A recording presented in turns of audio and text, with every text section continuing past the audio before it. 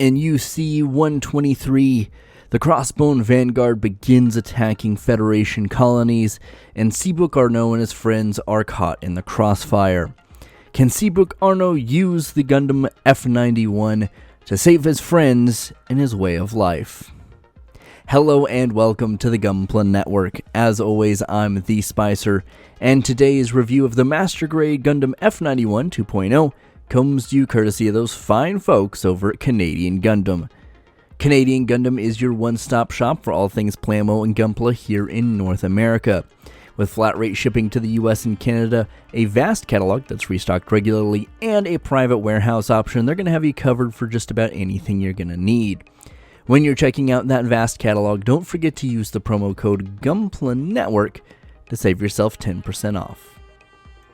So y'all know me, I'm not like a big frame guy, but this is a frame that I could gush about a little bit. I'm not going to waste a bunch of time here, but the frame is so well engineered and a conceptual standpoint that it's not like a lot of the older seed kits that had a lot of mechanical detailing that gets hidden under armor. It's not like a Verka that has like mechanical bits or psycho frame shining through with moving parts. It's just clean. All of the kind of big thick panel lines on the bicep and the thigh and down on the bottom of the calf, all of that is frame that's just sandwiched between parts, and it's so well done. It's so buttery smooth. It just comes together. It's like building the perfect sandwich. It's chef's kiss. It's great. And that is kind of the philosophy throughout all of this kit. The VSBRs do have a little bit of stuff going on where you're not really going to see it, but there's that sliding mechanism, so you do see some of it. So it good for them there. But the frame is so well used in service of the final visual product that I have to put it up there as probably one of the best frames from that standpoint. Now, it does have some limitations in terms of its posability, and I'll talk about that more later. But just from a build standpoint, outside of a few minor pieces, this thing is buttery smooth. Now, once you get it all built up, this is a great visual representation of the F91. It's not overly flashy, it's just clean, it's simple, it does what it does very well.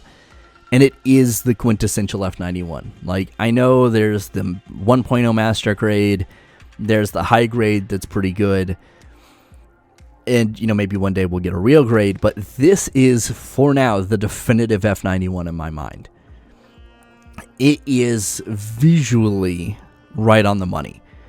I wish the blue was a little bit brighter, but, that's really not that big of a deal, because I think it's more screen accurate, so, it is what it is, more of a personal preference, but yeah, all the layering, all the panel lining that is plastic, I just can't get over that. It's so well done, and after coming off the H2s, the clean simplicity of this really just gets me. It's so nice. It's so, I know I'm just trying to find words here, but this is just a reminder why I enjoy building. It's just something is executed so well that it's so satisfying when it's done. Now, in terms of most of the panel lining options you're going to have, it's on the upper part of the body. You have a little bit on the skirt armor. Most of that's just little accent pieces, though. You have a little bit on the white pieces on the chest, and then you have some on the Vulcans and on the head. And that's it. Like, most everything on this kit that you see that is an accent is plastic.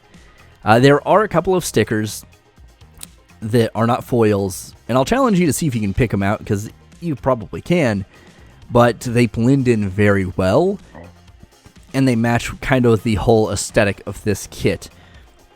But yeah, once again, just it's simple, it's effective, and it looks really, really nice. Now, this is the other head. You do get two heads here. This is the transforming one. And I was a little concerned with this because it's small, it's transforming. I came off the H2s and I was like, man, I don't want to touch another transforming anything. But this is very well executed. I'm actually on the fence as to which one I prefer, to be 100% honest with you. So I've switched them out a little bit in this review, so, you know, props to you if you can figure out which head is at which position in the video. But yeah, it's done very well. It doesn't feel flimsy, and it's fairly well executed. You do have a cut in the middle of the mask, and that's a little weird, but it's not the worst thing ever. And I kind of did an oopsie. I kind of goofed up.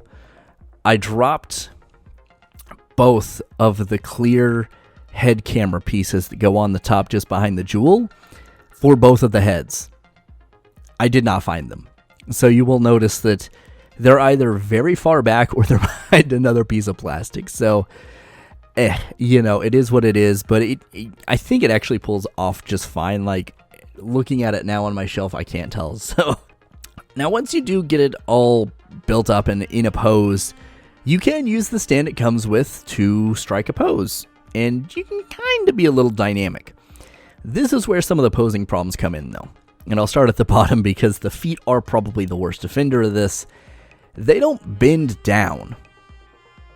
It is a problem. They move up quite well at the toe, which is fine, or kind of the front of the foot, I suppose. But they don't move down at the toe, and the whole foot unit doesn't move down very far either. So you have to work the leg around trying to bend the toe to make it look like it's not just flat-footed in space, and you kind of see that here. Like, if you bend the knee out a little bit and you bring the calf back, you can kind of sell it, but that's kind of the biggest problem. Outside of that, the torso is a little limited because of the lighting gimmick. You're not going to get any kind of tilt side to side. There's not a ball joint in there. It's just front and back, and then you get twist at the waist because it's just on a peg. So you're not getting any kind of side to side movement there. And it, you know, it's largely serviceable. It's fine. This stand doesn't help that a lot because it doesn't move either. It is very similar to the Freedom 2.0 in that aspect, where it holds in a specific position in the chest. So you'll have to work around that. And then the arms are fine. The rest of the ball joints are a little tight, but you do get cuts out to the upper forearm to kind of help work around that. And that's kind of it. Like, they don't go full 180, but I feel like past a certain point, most kits, that's just extra posability that doesn't matter. Now, if you decide to, and I do highly, highly recommend using the dry transfers or looking up some water slides. If you don't have the F91, it looks so bare. Having the F91 is so important in my opinion. And this works fine. You know, the dry transfers, you do have to rub them on quite a bit, but they go on fine. I wish the etching was there because I feel like I didn't line them up perfectly, but once again, it's good enough, and you can't really tell unless you're really looking for it. I used a couple of the other SNRI stickers and the designations, and they look fine. The ones for the VSBRs are there as well. You have a couple of, or a set of little red ones that are kind of like warning signs I didn't use, but you also get those. And I didn't use any of the other stickers, so this is all of the decaling I did, and it looks great. Like, for someone that doesn't really put any kind of decals on their kits just because I'm kind of lazy, this is one I think it's almost necessary that you do. Now, once you do get it on a more regular stand, you can pose more. Once again, the torso is still going to be a little limiting. But as you can see here, you can hold the beam saber or the beam rifle out no problem. You can swing the VSBR forward and grab it. Now, you do have to work the arm around a little bit to do it, but you can. You do also have the little cooling fins that come out of the shoulders. Those are fine. They're the only thing I can think of that are not color accurate per the box in the manual, because they're supposed to be white on the front, but honestly, I don't really care. I think they look fine as they are. And then, once again, you have to work the legs around trying to make the foot it not look flat-footed. And that happens with varying degrees of success. So, take that as you will. But you can absolutely use the VSBRs if you decide to. And if you decide to use just the beam rifle for a pose and strike your kind of more traditional signature Gundam pose, it does that quite well as well. Now, if you want to use the bazooka or the beam launcher, it does come with that. It works fine. You can put it down under the arm as well, but it does run into the VSBR, so, your mileage may vary there. But it does have a swiveling handle, or not swiveling, but a hinged handle. So it does bend down so you can mess with it as you need to. But this is one of those things, I'm not a big bazooka guy myself, so I'm probably never going to pose it past this review with the bazooka. But it is there, and it's an option if you like it. And it looks fine. I think the detailing on it's actually really well done. What will probably at some point be my go-to accessory, though, are the beam sabers, because I love this gimmick. Like, this is a kit I may actually take down and repose semi-regularly, just because it has, like, these storage gimmicks where the beam sabers can come out of the side skirts. I just love that. It's so cool. One problem that it does cause is the beam saber hilts are very small. I think that's actually fairly fitting for the F91, if I remember, like, it's what it looked like on screen. But they are fairly small. They don't have, like, any kind of connection into the hand, so you have to be a little careful. But you can absolutely do a more dynamic forward rushing pose where you're, like, pulling it out. And if you're someone that messes with beam saber blades, like with heat guns, to kind of warp them and bend them a little, you can definitely do something like that here, and it would look super cool. And then you can have the shield, and much like all of the beam energy shields that the seed kits have, along with their rather large shoulders, this bumps into the shoulder a lot. So mileage may vary. I like the gimmick it has. I like that everything is engineered to, like, store on the machine. I love that. But yeah, it is kind of a pain sometimes. And the VSBRs, as much as they are fairly mobile on the ball joints they're on, I wish they had a little bit more hinging to them to where I could get them out of the way of the legs.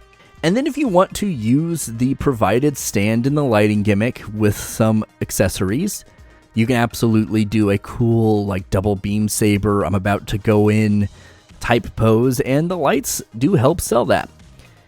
As cool as this lighting gimmick is, I kind of wish they would have made two versions and made the lighting one P Bandai, because the torso could have used a lot more posability. And from the front, you don't get a lot of the purpose-built lighting. It does come through the chest if you're straight on, or, like, at a very slight angle. But you have a ton of light bleed behind the neck where the backpack adjoins to the body. And I think that's really distracting. And it's really perplexing as to why, if they're already giving us two heads, they didn't make one of them have light piping. Like, that kind of feels like that should have just been a thing. And I know, like, the head's not supposed to glow or whatever. But yeah, I think that would have made a lot more sense. I just don't know why they didn't do it. I wouldn't have really stopped the light bleed there, but I just feel like that's a missed opportunity if you're doing lighting. But the real big kick for the lighting is the back looks so good. But it's the back. Unless you take this off your shelf and just purposefully turn on the light to look at the back, you're never going to see this. And that, as cool as it is, really bothers me, and I wish they would have found a way to make the lighting more prominent in the front. Not really sure how they would have done that, so I can't really fault them too much for it, but it would have just been a nice extra little, here's something cool the lighting does.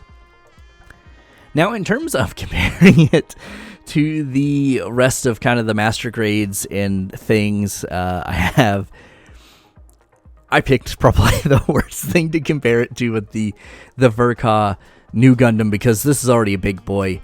And yeah, the F91 comes up to, like, its cockpit, and it's so funny. This is hilarious. I just, like, it's so big. And the F91 is so small. It's such a little guy. But if you do have, like, a Master Grade UC shelf, you're probably going to have the Verka new Gundam. And this is going to look like this next to it. So, kind of take that as you will. Now, of course, more in line with its size would be something like the Victory Gundams. But if you don't have that, you really don't have a lot of other options outside of, like, the Verka Crossbone Gundam. in that era, so you're going to have bigger mobile suits like the new Gundam. So this is what it's going to stack up like. Now, in terms of something that's a little odd, the larger real grade and the real grade Sananju is about the same size. I didn't put it on the ground because I don't want to touch the Sananju, but it is like, if you just look at like the feet and the calves and the arms and the head, it's pretty close. And that's super funny to me. Just this master grade, for being a small kit, transcends scaling. It just becomes like 1/44 scale almost. Just a really big one. And yeah, I mean, I think it looks fine. I think if you have this on a shelf, it's probably going to blend fairly well, being so small, but I just thought it was kind of funny. Now for a bigger high grade that is going to show scaling a bit better, you have the Rizal Commander type here. And yeah, this is smaller. This is still going to show this is a small master grade because it's not being dwarfed here. But this is a bigger real high grade, so you do have a little bit of blend here. If you do have some of that late UC grunt stuff, this is going to fit in with it, but it's not going to stand out because it's not going to dwarf anything.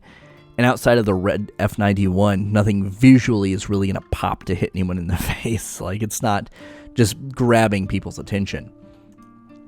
And last, and most definitely least, as much as I hate to say that, we have the Master Grade Dark Hound here, and its poor battle damage configuration since I broke the torso. And yeah, this is a more regular sized Master Grade, so you have an idea of where this is going to fit in. It is smaller, but it's not tiny baby child, don't talk to me or my son ever again scales that the new Gundam was. So it's fine. Overall, I have to say, there are some issues with posability, but if you just purely are going to set something on your shelf, not mess with it too often, this is a home run. This is a must buy unless you just hate the F91's design. It is stellar. Visually speaking, it just slaps, and while it has some weird, finicky, old posability, it has a bunch of cool gimmicks that are actually functional that make up for it in some ways. So yeah, this is a must buy. If you want a master grade that's solid, yes, get it. If you hate the F91, then just ignore me. But outside of that, yeah, this is chef's kiss, 10 out of 10, would buy again, or just, I guess, buy. But this is phenomenal. Anyway, thanks for sticking with me for this slightly longer than normal review. I do greatly appreciate it. I've been the Spicer here for the Gunpla Network. As always, friends, do your best to stay safe and keep on building.